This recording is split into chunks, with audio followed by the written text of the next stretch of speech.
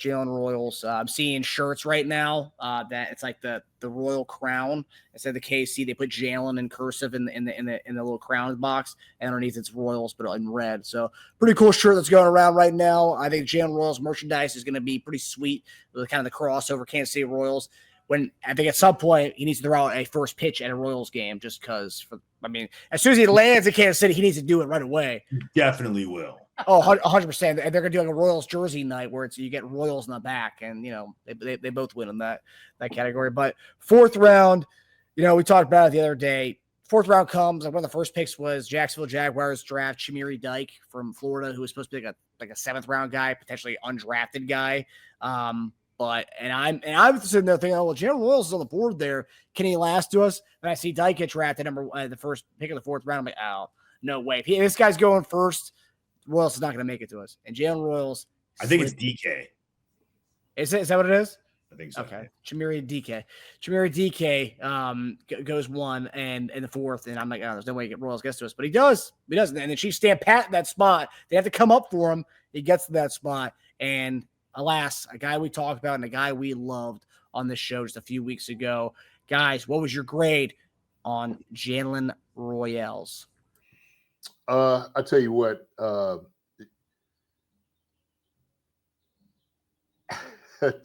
Tage actually put me onto this dude. Okay. He's the one that kind of brought him to my attention. Wide receivers, I was kind of looking at, certain guys, and I was just like, oh, okay, ho-hum a little bit, because I knew wide receiver wasn't really one of our priorities to go get. We knew he was going to probably get somebody to kind of come in and add on to what we do. But when I got this name and y'all kind of hit me to him, I started watching him. I started kind of falling in love with the dude. Really, a lot of it had to do with how the guy really caught the football, how he used his body catching the daggone ball, running his routes. He was silky smooth. I like his size. I think he fits exactly what we do. When we talking about somewhat of a bigger wide receiver than what we have, I always say we have a body type. He's 6 foot. Was it 205? I mean, that's a perfect body type of things that we do. And so the thing is, he catches the daggone football a lot. He's generate a lot of production over the years. But I everything I see on film, man, I love everything about it. End up running a 4.4 at the combine. I was just like that God. I was like, okay, real dude. Because I'm thinking, watching him on film at first, it looks like he's a little bit slower, but he's motoring at 4.4. And that's what you're gonna see. You see that high point go get it? That is exactly what he'll do. I think, man, that we knocked it out of the park with this guy. Somebody asked me today, they said, what was your best acquisition as far as with the draft? I said, probably Royals, number one. Josh Simmons, obviously, because I wanted him super early. Josh Simmons, of course, was the top for me. I knew we was going to get him.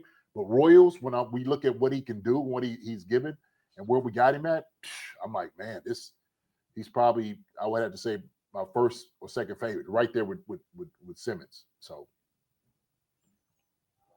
Yeah, I'm saying, Sammy, I'd have been fine picking Royals at 66, let alone where we got him. Me too. Like, if we had got him, hell yeah, we got Jalen Royals. But the fact that we got him where we got him, insane value. Teja, go ahead, buddy. Here's our biggest steal of the draft. In mocks, I would steer away from receiver, hoping that he'd fall to 95. And he fell to 95. I didn't even look to see who else was there. I was like, all right, there you go. Oh, take him. Like, he was just like, all right, is Royals going to fall? Is Royals going to fall? He fell. Good. Done. Easy. Otherwise, I was like, oh, man, I have to pivot to something I don't want to take. But, it was just a no-brainer. Everything he does, he's so smooth. You hear just so many good things about him. There's not much bad to say about him. There's not a lot of things that he kills other receivers at, and maybe that hurt him, but he just does so much well, and there's not much to complain about.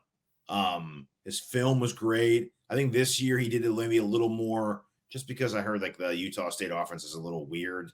They kind of had to put him in the just quick throw bubble screen mode. So he's got the yak, but that showed how much yak he could do. But then he can split out wide. They have him, like I said last time, they're weird offense. They have him like hugging the sidelines, which is a detriment to a receiver. Poor guy. But he still turned out a great season despite that. He averaged like, what do you have, like 800 something yards in like 7 games? He was on pace for like 1,500 yards before he got injured. Like, if he did that, he would not have lasted that far. And like, even if he's on pace for it, there's still, he wasn't going to last that. When you have that kind of production all season, no way you're going to last that way. I mean, he's got the yak part. He's got the route running down. He's so smooth. He ball tracks. He attacks the ball in the air. He comes to it and attacks and rips it out of the air. I mean, he just bullies guys up there. He plays big. He plays strong. Yeah, I think his 10-yard split was, I think it was number one out of receivers, I believe. I mean, there's just not, like I said, there's nothing bad to say about him. I don't know why he lasted that long. No one does. Every time you see especially one of the analysts that talk about him, they all say the same thing. He had no business being out there at that selection. Like, I mean, round 2, you wouldn't have thought twice about that if he was a round 2 pick. And that's just amazing to get him that late. Again, maybe his injury, maybe the lack of production because of his injury caused him to fall late. I mean, that's just another thing. The board, you hear the A's that we get out of analysts, they just said the board fell so well for us. It fell so perfectly for what we needed. Because we don't need like a specialist. Mahomes just needs a lot of do-it-all receivers. We need a lot of options he can throw to. And the way our offense has been going, we're not throwing bombs all the time. And even if we did, it's going to Hollywood or it's going to Xavier. Okay. Rice and Royals are just great pivot points, because if your offense is stagnant and your deep ball is not falling, you could run those bubbles. You could run those screens. You could run the quick slants, and they'll get you yards. And you have multiple guys who can do that. Not to mention the other aspect of it is the insurance part of it, which is we don't know. Rice did have a major injury. We don't know what's going to have the suspension. So that's a guy who looks like Rice who can help fill. I'm not going to say fill in for him because that's not fair, but help fill in for him before, he comes back. So that's just a great luxury to have. And again, it just fell perfectly. It's an A for me. It's an easy A. Maybe I'll say A+. I mean, a 1 to 2 round steal. That's A+. And it wasn't just a position that we weren't looking for, or because Veach said it. I mean, we're always looking at possible ways to upgrade receiver. So something you're looking for, a fit and a steal. It's just an A+. Same with you, JD, or you just an A? No, I gave him a B+. Oh, you gave a B+? Oh, okay. B+. How'd you give that a B? You gave the other ones a B+, and you said this is our biggest steal of draft. You gotta come on. A-. Give it an A- at least. Hey, man, it's B+, man. How is that possible? If I was a student, I stay after class to talk to you about my grade. Yeah. I'm like, look, JD, this paper you gave me a B+ on, but you said this other paper is like my best paper of the year. So how these two have the same grades? I'm patting people on the back saying good job. Okay, I appreciate it. The grade's not gonna change. You just gave me a B+ to give me a B+ is what I would say after I saw that paper. You just gave me a B+ because it's not perfect. That's what the A- is for. I hear you.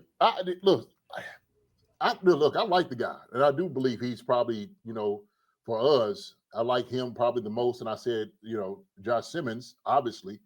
The thing is, with Royals, I'm just, I'm wanting to see what he's going to be able to do production wise. I just want to see it, So yeah. I think he has a lot of potential to come in and do a lot. I mean, B+. Like I said, Teja, if you ever see me grade, man, B+, is that's a damn good grade from JD. That B+ is like a 20-point range, though, isn't it? You have like a B++, and then B+. Yeah. I'm like, minus, I feel. Yeah, I'm almost right there at A-. But yeah. I'm looking at my other ones and stuff like that. So like I gave no, I just gave Noah a B. I don't know. I didn't say what he had last time. I gave him a B, actually. So, yeah. Laura Zinzer says Teja sounds like a kid I taught in high school. There you go. yeah. What do you mean I got this? I just came over here. I gave you an apple. I've been talking. I'll tell you what, man. I just wiped your blackboard off. And then what the heck? You know? Come on, teach. To bring it all back, JD's a tough nut to crack because that kind of explanation, 9 times out of 10, would have worked on a teacher. They'd be like, all right, A-, get out of my classroom. That's what I would get. I'd be A-. Now get out. Get out. Yeah. Leave me alone. I don't want to see you next week. I tell you what, at the end of all of this, I might bump it up to an A-. I might. Yeah, you see? Just might. Yeah, just might. Because I have an overall grade that I gave our draft, and so I'm looking at what everybody is. So yeah, he's a question right there. There we go. Don't let Teja work you like that, JD. Don't let Blake work. No, he's got a valid point. I like hearing it. You know, hey,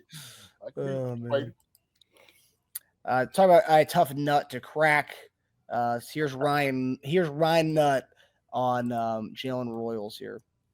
Jalen Royals. What's just the process of, his tape looks really good. His numbers look really good. What's the process of?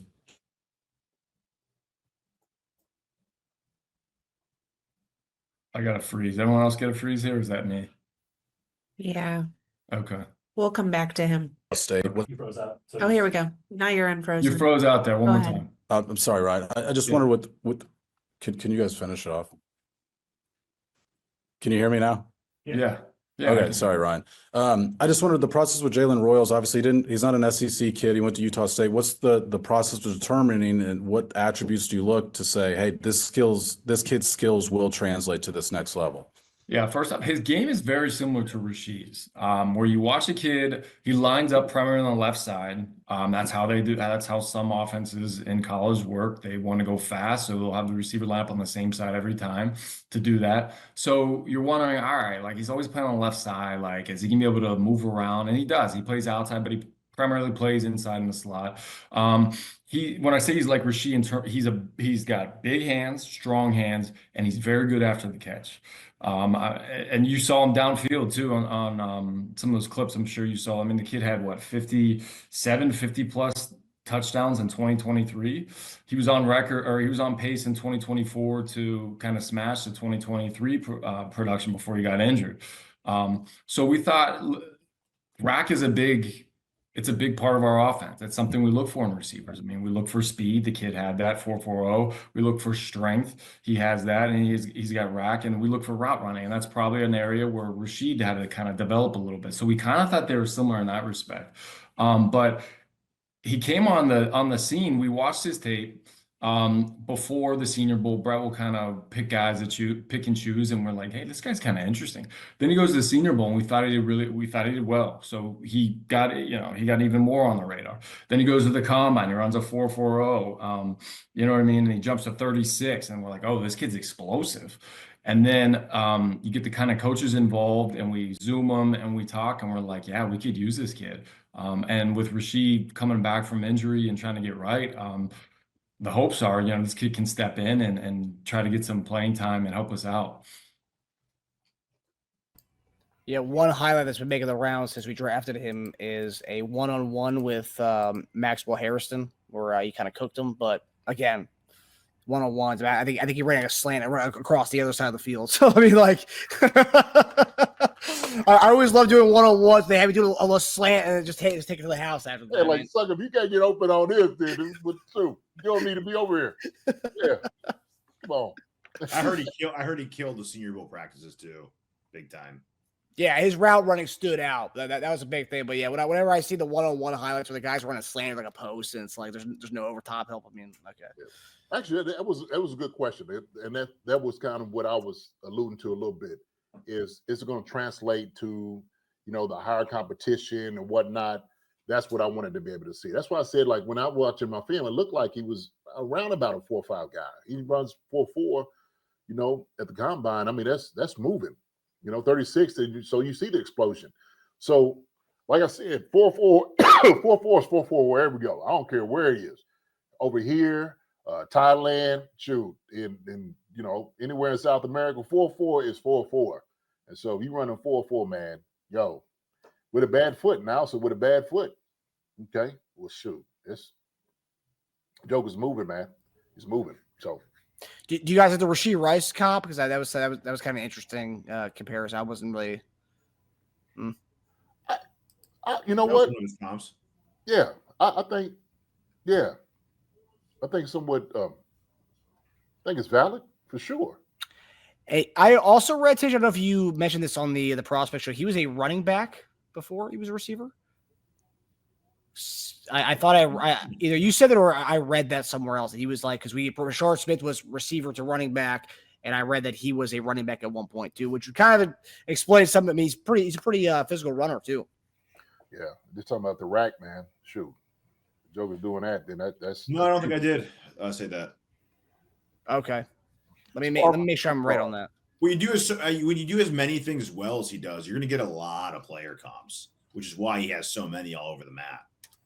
Because when you do so many things well, you kind of look like this guy when you do that, and you kind of look like this guy when you do this. Right. You kind of look like that guy when you do this, which is great. And I like that too, because instead of just becoming a poor man's version and not living up to the one guy you're compared to, I like that you do a lot of things really well, and you kind of add in some ingredients from a lot of guys. He played running back in his early years, and he did take some snaps out of the backfield, which also one of his comparisons to Deebo Samuel, so a little bit of out of the backfield as well. So pretty interesting. I've always been a big Deebo guy. I've always wanted a kind of Deebo-esque kind of guy in our squad, and hey, give some Deebo elements to this guy's game on top of his route running. I'm all for it. Well, I mean, he must have done something else, because I do have a note that says he's relatively new to playing receiver. So he's super polished considering that. So he played something else. Maybe he played like quarterback in high school, maybe? who it kind of reminds me of, and I'm just thinking same thing from the Mountain West, is Romeo Dobbs. Romeo Dobbs is like one of those diamonds in the rough that I was sitting there thinking like, yo, this dude right here is going to be a hell of a receiver. And I wanted to get him with the Chiefs. I pushed it. I was like, yo, can we get this guy? So maybe this is the guy we needed from the Mountain West to say, okay, we got this dude like this. They can ball out.